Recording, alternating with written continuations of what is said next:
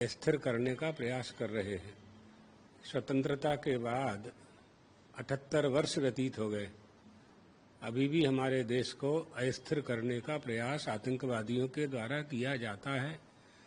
और जो विधर्मी लोग हैं या जो पड़ोसी देश हैं, जिसे पाकिस्तान के नाम से जाना जाता है, हमारा ही देश था ये, भारत का ही टुकड़ा किया गया ना पाकिस्तान, उसको शांति नहीं है। पाकिस्तान ले लिया फिर भी शांति नहीं मिल रही है, भारत को चैन से नहीं रहने देंगे। जब पाकिस्तान बना दिया तो हिंदुस्तान को तो हिंदुस्तान रहने दो ना। तो आतंकवाद को परिश्रय दे करके हमारे देश की अर्थनीति को, राजनीति को, कूटनीति को, धर्म नीति को निर्बल दुर्बल करने का ये प्रयास है। प्रधानमंत्री के पीएम हाउस में ही इंदिरा जी की हत्या हो गई थी, आप लोगों ने सबने सुना ही है। लोकसभा पर हमला हुआ, लोकसभा तो हमारे पूरे देश के संविधान का मंदिर है। बंबई का आप लोगों को पता है, न जाने कितने हमले होते रहे। ये एक अद्भुत था पहलगाम का, इसके पहले भी पुलवामा में हुआ। इसमें आश्चर्यजनक बात यह है कि तुम हिंदू हो, तुम हिंदू हो, तुम हिंदू हो, ओळखान करी ने पहचान कर कर के मारा। अगर जो लोग ये कहते थे कि आतंकवाद का धर्म नहीं होता, आतंकवादी जो है उसका कोई धर्म नहीं है, उनकी यह बात खंडित हो गई, क्योंकि आतंकवादियों ने हिंदुओं को पहचान पहचान करके मात्र हिंदुओं की हत्या की, तो धर्म के आधार पर हत्या की ना। हम कहते हैं कि तुमने धर्म के आधार पर पाकिस्तान बनवा लिया, तो भारत में क्या काम आपका? देश का जो विभाजन हुआ, बंटवारा हुआ, वो धर्म के आधार पर ही हुआ है। तो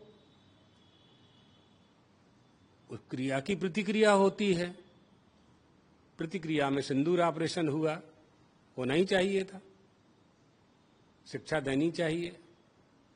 आतंकवादियों के जितने भी स्थान थे, उनके जो कैंप थे, हमारी भारतीय सेना ने उनको नष्ट किया। भारतीय सेना और तीनों सेना अध्यक्ष इसके लिए धन्यवाद के पात्र हैं। और ऐसे समय पर पूरे भारत देश ने सरकार का साथ दिया। सभी राजनीतिक पार्टियों ने भी दलगत राजनीति से ऊपर उठ करके सहयोग किया इस मामले में। कौन देशभक्ति तो सभी में है ना, राजनीति तो अलग है। राजनीति कब होती है? जब देश होता है।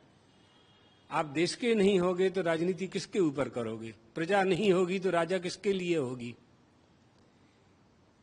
तो ये अच्छा संदेश दिया और ऑपरेशन सिंदूर होना आवश्यक था, ताकि पड़ोसी देश को ये मालूम हो सके कि भारत की अब वह स्थिति नहीं है जो तुम सोच रहे हो। आज विश्व में भारत चौथी अर्थव्यवस्था बन चुका है और साधन संसाधनों में भी उसकी कोई कमी नहीं है।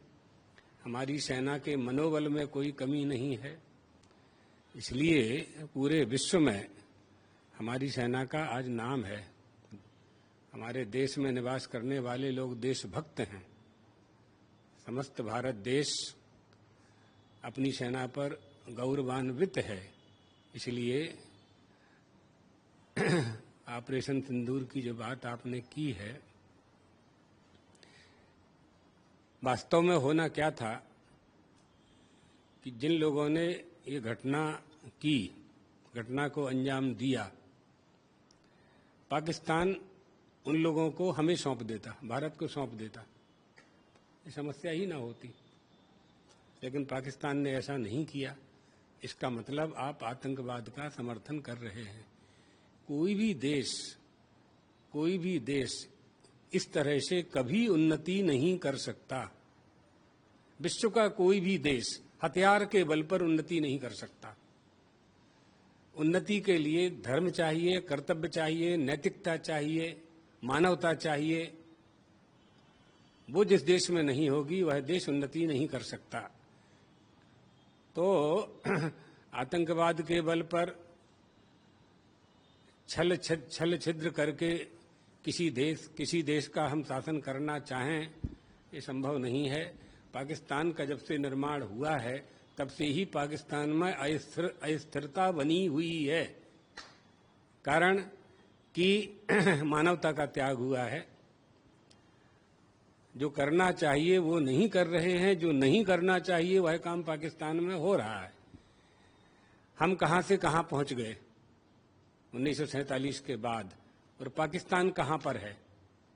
जब आप तुलनात्मक परीक्षण करेंगे, चिंतन करेंगे, तो पाकिस्तान का कोई विकास ही नहीं हुआ है। ये बात आगे। संयुक्त राष्ट्र की जो आतंकवाद निवारण समिति है उसका उपाध्यक्ष पाकिस्तान को बनाया गया है। हाँ, ये भी दुखद है, ये दुखद है। ऐसा नहीं होना चाहिए था। इसके लिए भारत सरकार को पहल करनी थी।